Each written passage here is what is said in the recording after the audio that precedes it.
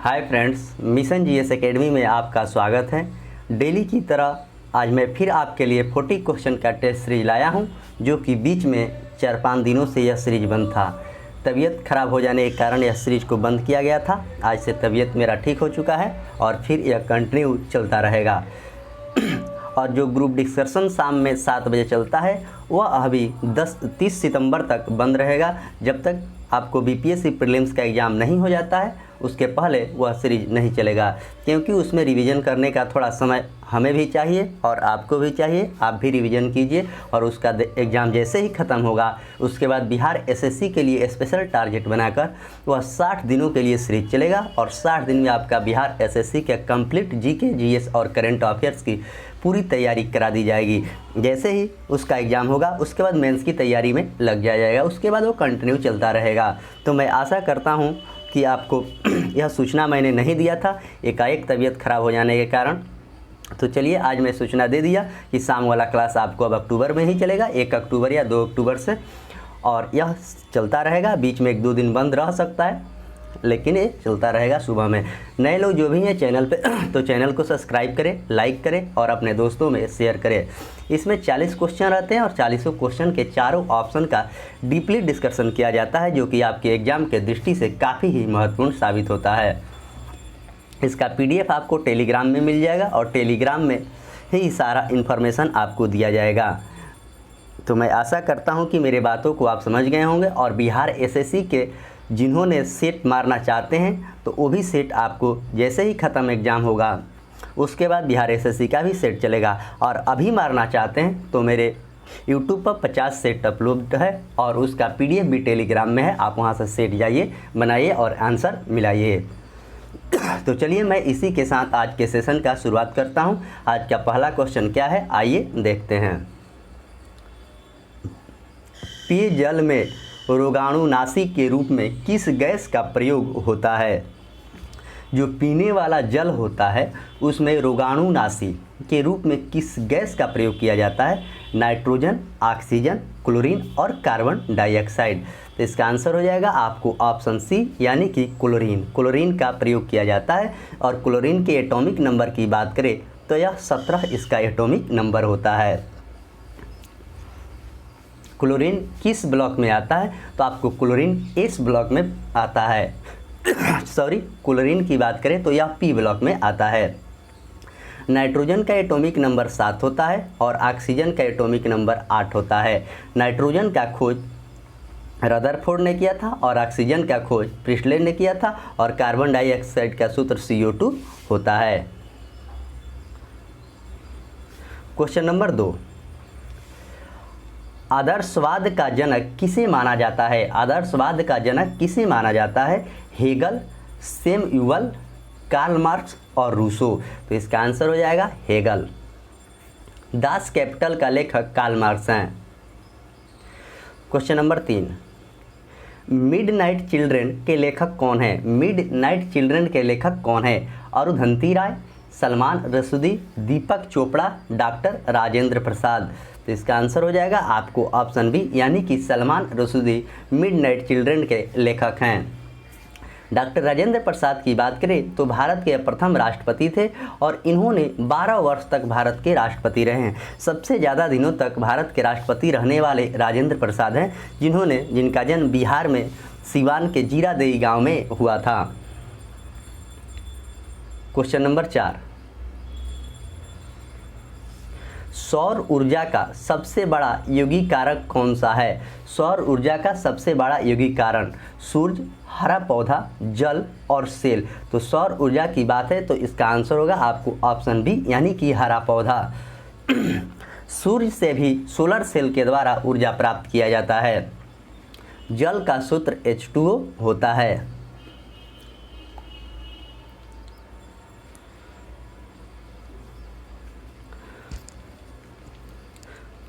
Question number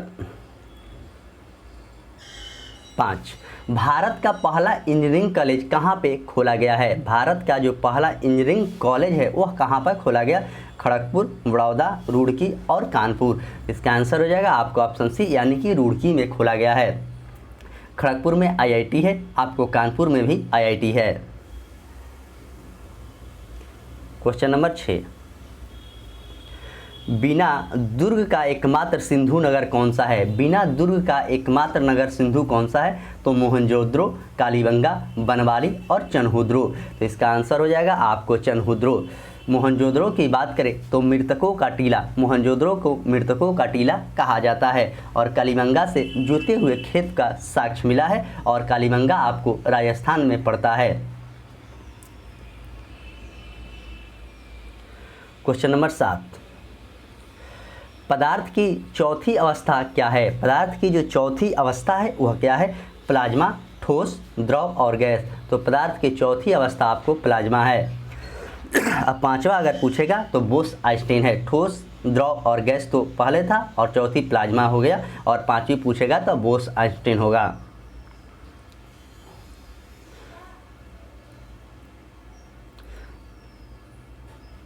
question number 8,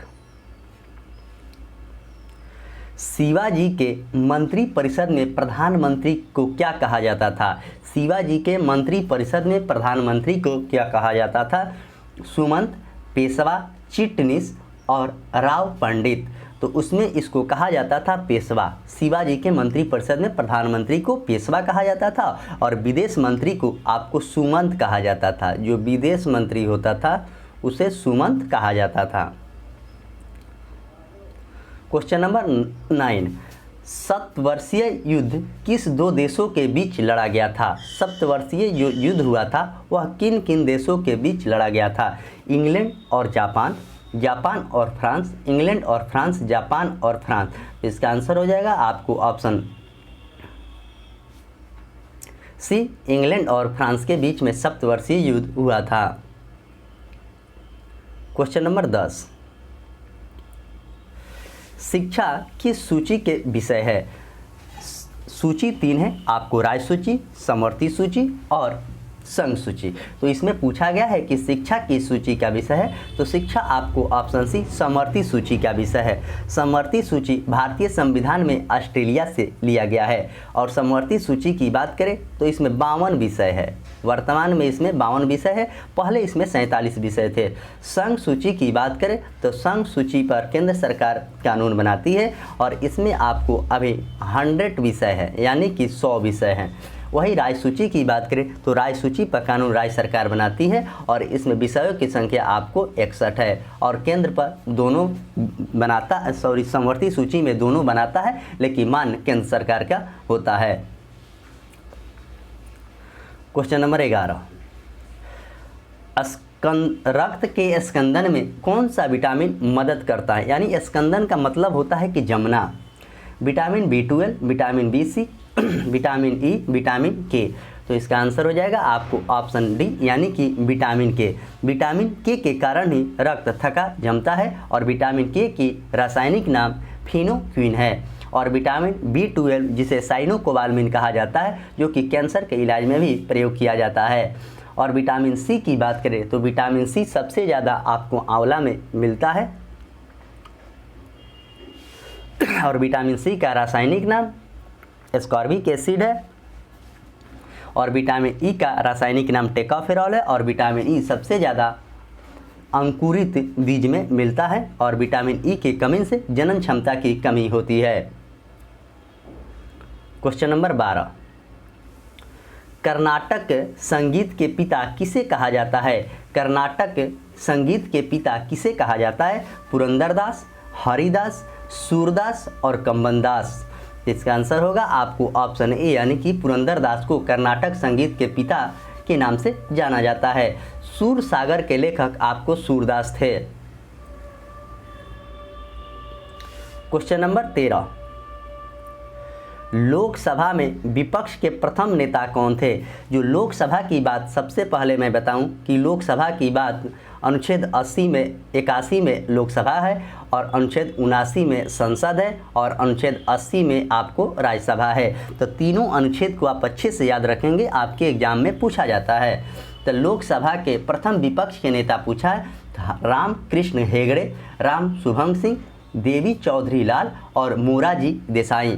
तो इसका answer हो जाएगा आपको ऑप्शन बी, यानी कि राम शुभम सिंह प्रथम लोकसभा के विपक्ष के नेता थे।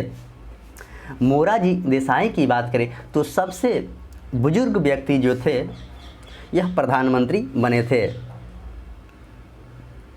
Question number 14। क्वेश्चन नंबर 14 कह रहा है कि भारत में स्थापित किया गया प्रथम राष्ट्रीय पार्क कौन सा है। तो आइए ऑप्शन देखते हैं। ऑप्शन ए है बांधवगढ़ पार्क,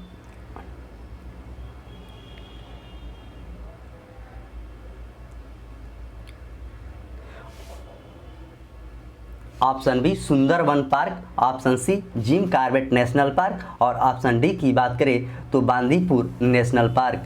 तो इसका आंसर हो जाएगा आपको ऑप्शन सी यानी कि जिम कॉर्बेट नेशनल पार्क, जो कि उत्तराखंड में और 1977 में इसे दर्जा मिला है। सुंदरवन आपको पश्चिम बंगाल में और बांदीपुर राष्ट्रीय नेशनल पार्क आपको कर्नाटका में है। Question number 15। लेजर का आविष्कार किसने किया था। लेजर का आविष्कार यानी लेजर लिखना चाहिए। लेजर का आविष्कार किसने किया था। Charles Ginsburg, T H. Menon, Michael Angela, von Braun. तो इसका आंसर हो जाएगा आपको ऑप्शन बी यानी कि टी.एच. मेनन ने लेजर का खोज किया है। Question number 6। शरीर में ताप स्थायी रखने वाली ग्रंथि कौन सा है। मतलब ताप को नियंत्रित एक समान बनाए रखना कौन सा ग्रंथि है। हाइपोथैलेमस, प्यूटरी ग्रंथि, थायराइड ग्रंथि और एड्रिनल ग्रंथि। तो इसका आंसर हो जाएगा आपको ऑप्शन ए यानी कि हाइपोथैलेमस ग्रंथि शरीर में ताप को नियंत्रित रखता है। थायराइड ग्रंथि की बात करें तो थायराइड ग्रंथि बाह्यस्रावी ग्रंथि है। Question number 17। भारत में प्रथम रमन मैग्सेस पुरस्कार विजेता कौन है। भारत में प्रथम रमन मैग्सेस पुरस्कार के विजेता कौन है। ऑप्शन ए जवाहरलाल नेहरू, रविंद्रनाथ टैगोर, आचार्य विनोबा भावे और डॉक्टर राजेंद्र प्रसाद। तो इसका आंसर हो जाएगा आपको ऑप्शन सी यानी कि आचार्य विनोबा भावे को सबसे पहले मैग्सेस पुरस्कार मिला था।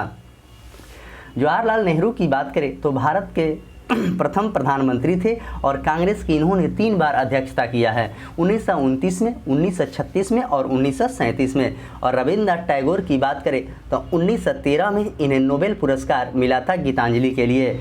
और राजेंद्र प्रसाद कांग्रेस के अध्यक्ष 1934 में बने थे। Question number 8। भारतीय वनस्पति सर्वेक्षण का मुख्यालय कहाँ है। भारतीय वनस्पति सर्वेक्षण का मुख्यालय कहाँ है। लखनऊ, इलाहाबाद, बनारस और काशी। तो भारतीय वनस्पति सर्वेक्षण का मुख्यालय आपको ऑप्शन ए यानी कि लखनऊ में है। Question number 19।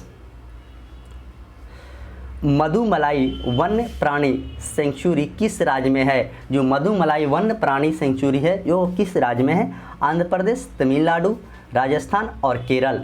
इसका आंसर हो जाएगा आपको ऑप्शन बी यानी कि तमिलनाडु में है। तंबाकू अनुसंधान केंद्र की बात करें तो आंध्र प्रदेश के राजमुंद्री में है। राजस्थान में सबसे ज़्यादा सरसों होता है राजस्थान में। और केरल में सबसे ज़्यादा नारियल होता है। Question number 20। सरफरोशी की तमन्ना अब हमारे दिल में है किसका नारा है। सरफरोशी की तमन्ना अब हमारे दिल में है किसका नारा है। इकबाल, रविंद्रनाथ टैगोर, बाल गंगाधर तिलक और राम प्रसाद बिस्मिल्ला। तो इसका आंसर हो जाएगा आपको ऑप्शन डी यानी कि राम प्रसाद बिस्मिल्ला क्या है।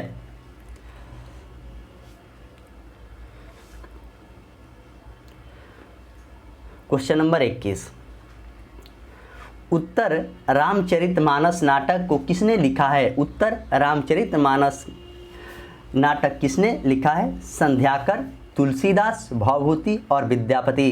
तो इसका आंसर हो जाएगा आपको ऑप्शन सी यानी कि विद्यापति के द्वारा उत्तर रामचरित नाटक लिखा गया था और तुलसीदास के द्वारा रामायण लिखी गई थी। Question number 22। जूनागढ़ शिलालेख का संबंध किससे है। जूनागढ़ का जो शिलालेख है उसका संबंध किससे है यह क्वेश्चन में पूछा गया है। रुद्रदामन, पुलकेशिन द्वितीय, समुद्रगुप्त और खारवेल। तो इसका आंसर हो जाएगा आपको ऑप्शन ए यानी कि रुद्रदामन से। जूनागढ़ शिलालेख का संबंध रुद्रदामन से है। ऑप्शन सी की बात करें तो समुद्रगुप्त को भारत का नेपोलियन कहा जाता है।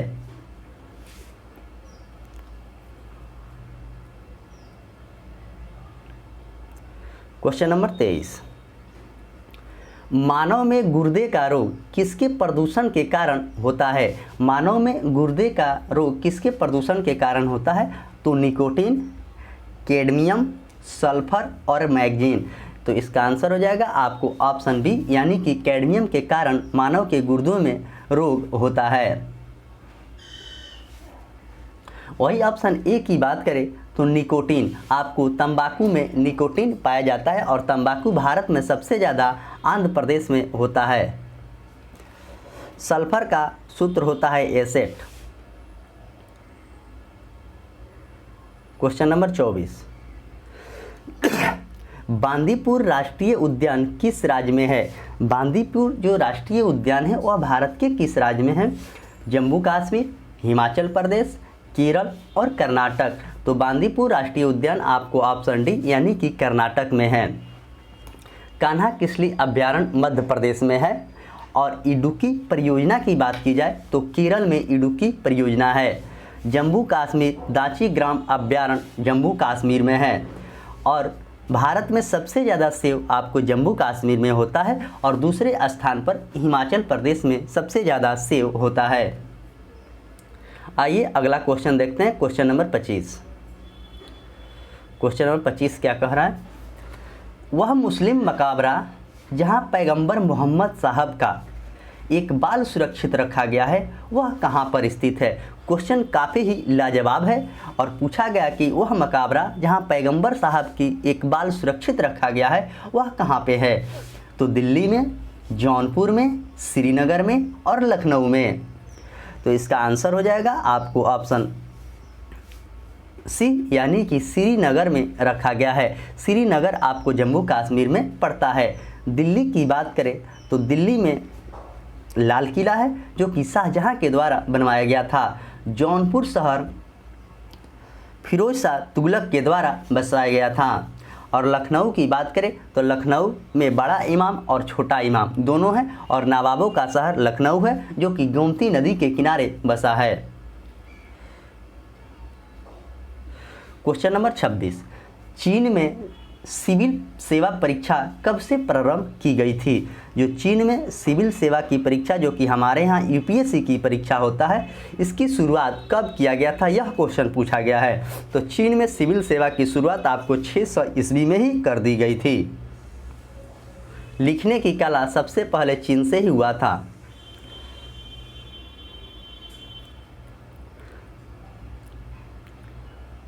क्वेश्चन नंबर 27, भारत में मुद्रा प्रणाली का 10वीकरण कब हुआ था? भारत में जब मुद्रा प्रणाली का 10वीकरण हुआ था वह कब हुआ था यह क्वेश्चन पूछा गया है। 1948 में, 1950 में, 1954 में और 1957 में। इसका आंसर हो जाएगा आपको ऑप्शन डी यानी कि 1957 में। 1948 की बात करें तो एनसीसी का स्थापना 1947 में हुआ था और योजना आयोग की स्थापना आपको 1950 में 15 मार्च को हुआ था। और 1954 से भारत रत्न दिया जाता है और सबसे पहले भारत रत्न आपको सर्वपल्ली राधाकृष्णन को दिया गया था जिनके याद में शिक्षक दिवस मनाया जाता है। क्वेश्चन नंबर 28, टमाटर में कौन सा विटामिन पाया जाता है? सबसे पहले तो टमाटर में ऑक्जेलिक एसिड पाया जाता है। जब एसिड पाया जाता है तो विटामिन आपको हर हाल में पता हो जाएगा कि कौन सा विटामिन पाया जाता है। तो टमाटर में आपको ऑप्शन है यानी कि विटामिन सी पाया जाता है। विटामिन सी सबसे ज़्यादा अगर पूछेगा तो आपको आंवला में होता है और आंवला उत्तर प्रदेश में सबसे ज़्यादा होता है। और विटामिन ई का नाम टेकोफेरॉल है और विटामिन के का नाम फिनोक्विन है। क्वेश्चन नंबर 29,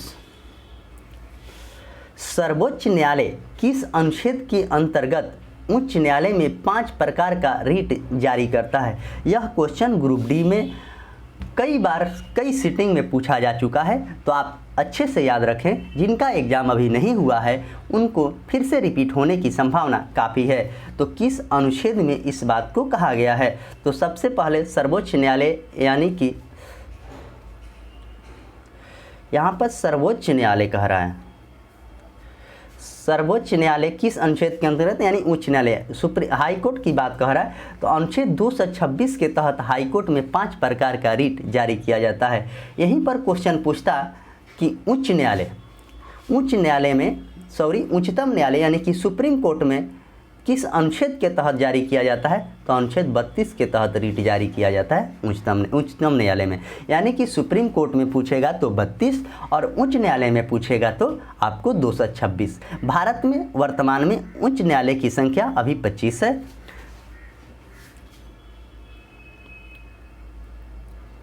क्वेश्चन नंबर 30, किस उच्च न्यायालय में न्यायाधीश की संख्या सबसे अधिक है? ये भी क्वेश्चन आपके एग्जाम में पूछा जाता है, आप अच्छे से याद रखेंगे।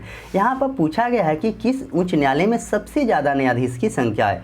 तो गुवाहाटी उच्च न्यायालय, दिल्ली उच्च न्यायालय, पटना उच्च न्यायालय और इलाहाबाद उच्च न्यायालय।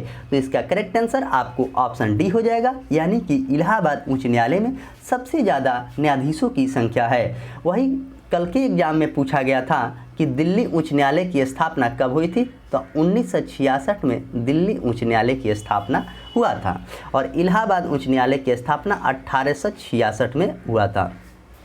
गुवाहाटी उच्च न्यायालय की स्थापना 1948 में हुआ था और पटना उच्च न्यायालय की स्थापना आपको 1916 में हुआ था। तो ये जितने भी उच्च न्यायालय हैं आप अच्छे से इसका सन भी याद रखेंगे, आपके एग्जाम में सन भी पूछा जाता है। किस उच्च न्यायालय में न्यायाधीश की संख्या सबसे कम है? अब देखिए, वहाँ पर पूछा था कि सबसे ज़्यादा और यहाँ पर पूछा गया है कि सबसे कम। तो सबसे कम आपको गुवाहाटी उच्च न्यायालय में, लेकिन इसका क्षेत्राधिकार सबसे ज़्यादा है। तो मैंने तीनों के बारे में आगे चर्चा कर दिया हूँ। क्वेश्चन नंबर 32, पल्लवों की राजभाषा क्या थी? पल्लवों की राजभाषा क्या थी? उर्दू, अंग्रेजी, फारसी और संस्कृत। तो पल्लवों की राजभाषा आपको ऑप्शन डी यानी कि संस्कृत थी। उर्दू बिहार की दूसरी भाषा है और अंग्रेजी अंग्रेजी नागालैंड में बोला जाता है।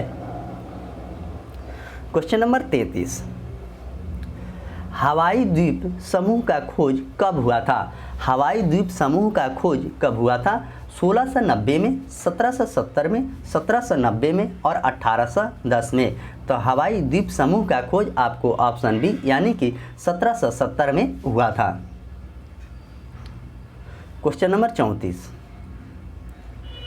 बौद्ध संघ में सम्मिलित होने के लिए न्यूनतम आयु सीमा कितनी होनी चाहिए? यानी कि आपका अगर उम्र कितना होगा कि आप बौद्ध धर्म अपना सकते हैं या शामिल हो सकते हैं? 5 वर्ष, 10 वर्ष, 15 वर्ष और 20 वर्ष। तो इसका आंसर हो जाएगा आपको ऑप्शन सी यानी कि 15 वर्ष कम से कम उम्र होना चाहिए। बौद्ध धर्म की बात करें तो महात्मा बुद्ध का जन्म नेपाल के लुम्बिनी नामक जगह पर हुआ था। उन्होंने 4 बौद्ध संगतियाँ हुई हैं, जो कि प्रथम राजगीर में हुआ, दूसरा आपको वैशाली में हुआ, तीसरा आपको पाटलिपुत्र में हुआ और चौथा कुंडलवन जम्मू कश्मीर में हुआ था। ये चारों बौद्ध संगतियाँ याद रखेंगे। गौतम बुद्ध की ज्ञान की प्राप्ति बोध गया निरंजना नदी के किनारे हुआ है, जो कि सबसे बड़ा रबर डैम भी वहाँ पर बनाया गया है फाल्गु नदी पर। और उनकी मृत्यु की बात करें तो कुशीनगर में चूर्ण भोजन के कारण उनकी मृत्यु भी हो गई थी। कुशीनगर आपको उत्तर प्रदेश में पड़ता है और सबसे ज़्यादा उन्होंने उपदेश श्रावस्ती में दिया है और उन्होंने सबसे पहला उपदेश आपको सारनाथ में दिया, जिसे धर्म चक्र प्रवर्तन कहा गया। क्वेश्चन नंबर 35, सबसे अधिक नलकूप किस राज्य में है? सबसे अधिक नलकूप किस राज्य में है? उत्तर प्रदेश, पश्चिम बंगाल, महाराष्ट्र और छत्तीसगढ़। तो सबसे अधिक उत्तर प्रदेश में नलकूपों की संख्या है। पश्चिम बंगाल की बात करें तो जूट सबसे ज़्यादा पश्चिम बंगाल में होता है और महाराष्ट्र की बात करें तो कॉटन सिटी के नाम से महाराष्ट्र को जाना जाता है। और गुरु घासीदास अभ्यारण्य आपको छत्तीसगढ़ में है। क्वेश्चन नंबर 36, विश्व का उच्चतम गुरुत्वीय बांध कौन सा है? पूछा है क्वेश्चन कि विश्व का उच्चतम गुरुत्वीय बांध कौन सा है? तो हीराकुंड बांध, तुलभद्रा बांध, नागार्जुन बांध और भाखड़ा बांध। तो विश्व का सबसे ऊंचा बांध आपको ऑप्शन डी यानी कि भाखड़ा बांध है। नागार्जुन सागर परियोजना आपको कृष्णा नदी पर है। तुलभद्रा पर है। क्वेश्चन नंबर 37, भारत का लिंगा अनुपात कितना है? भारत के लिंगा अनुपात 2011 के जनगणना के अनुसार पूछा गया कि कितना है? 920, 930, 943 और 950। तो भारत के लिंगा अनुपात आपको 943 है। 2011 के जनगणना के अनुसार सबसे ज़्यादा जनसंख्या आपको उत्तर प्रदेश में है और सबसे कम सिक्किम में है। और जनसंख्या घनत्व पूछेगा तो बिहार का जनसंख्या घनत्व सबसे अधिक है जो कि 1106 वर्ग किलोमीटर में है। और सबसे कम पूछेगा तो आपको हिमाचल प्रदेश है जहाँ की 17 व्यक्ति पर वर्ग किलोमीटर में रहते हैं। क्वेश्चन नंबर 38, सुल्तानपुर झील अभ्यारण्य किस राज्य में है? सुल्तानपुर झील अभ्यारण्य भारत के किस राज्य में है? तो कर्नाटक, हरियाणा, गोवा और मणिपुर। तो इसका आंसर हो जाएगा आपको ऑप्शन बी यानी कि हरियाणा में है। सुल्तानपुर झील अभ्यारण्य हरियाणा में है। हरियाणा के मुख्यमंत्री मनोहर लाल खट्टर हैं। कर्नाटक की बात करें तो तुलभद्रा परियोजना कर्नाटक राज्य में ही है और गोवा दूधसागर राष्ट्रीय उद्यान गोवा में है। किबुल लामजाओ राष्ट्रीय पार्क जो कि तैरता हुआ पार्क है वो मणिपुर में है। क्वेश्चन नंबर 39, समाचार पत्रों पर सेंसरशिप अधिनियम किसने लागू किया है? समाचार पत्रों पर सेंसरशिप अधिनियम किसने लागू किया है? आइए देखते हैं। Lord Wellesley, Lord Curzon, Lord William Bentinck और लॉर्ड रिपन। तो इसका आंसर हो जाएगा आपको ऑप्शन ए यानी कि लॉर्ड वेलेस्ली। लॉर्ड वेलेस्ली की शासनकाल की बात करें तो 1798 में लॉर्ड वेलेस्ली का शासनकाल था। लॉर्ड कर्जन के शासनकाल की बात करें तो 1899 से लेकर 1905 तक इनका शासनकाल था और इन्हीं के शासनकाल में आपको बंगाल विभाजन हुआ था।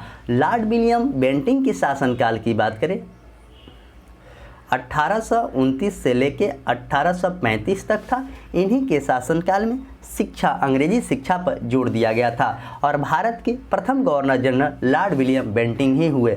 लॉर्ड रिपन के शासनकाल की बात करें तो 1880 से लेकर 1884 तक था।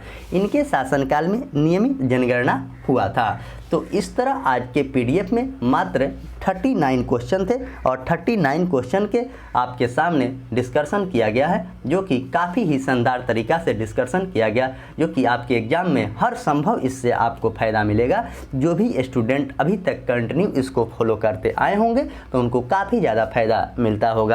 तो मैं आशा करता हूँ कि आप ज़रूर फॉलो करते होंगे। आप सब स्टूडेंट, जो भी स्टूडेंट हैं पढ़ते हैं वो पढ़ेंगे ही, जो नहीं पढ़ते हैं उनको लाख कोशिश कीजिएगा, वो किसी भी तरीक़ा से नहीं पढ़ सकते हैं। टीचर आपको एक राह दिखा सकता है, सफलता नहीं दिला सकता है। सफलता के लिए आपको ही मेहनत करना पड़ेगा। आप जितना मेहनत कीजिएगा सफलता आपके नज़दीक उतना ही आएगा। आप मेहनत जितना कम कीजिएगा सफलता आपसे दूर उतना ही जाते रहेगा, क्योंकि आज के ज़माने में कंपटीशन आसमान छू चुका है। तो इसी को देखते हुए आप अच्छे से तैयारी कीजिए। बिहार एसएससी में आपको इस सीरीज से काफ़ी ज़्यादा लाभ मिलेगा और जो शाम को स्पेशल हम लोग का चलेगा उससे भी आपको लाभ मिलेगा और शाम वाला आपको अक्टूबर में चलेगा। अभी 10 दिन बीपीएससी के रिवीजन करना है, इसी की वजह से उसको बंद किया गया है। तो नए लोग जो भी हैं चैनल को सब्सक्राइब करें, लाइक करें और अपने दोस्तों में शेयर करें और टेलीग्राम जरूर ज्वाइन करें। टेलीग्राम का लिंक वीडियो के डिस्क्रिप्शन में दे दिया जाता है। तो चलिए मैं इसी के साथ आज के सेशन के समाप्त करता हूँ। मिलेंगे कल फिर सुबह 8 बजे 40 क्वेश्चन में। तब तक के लिए धन्यवाद।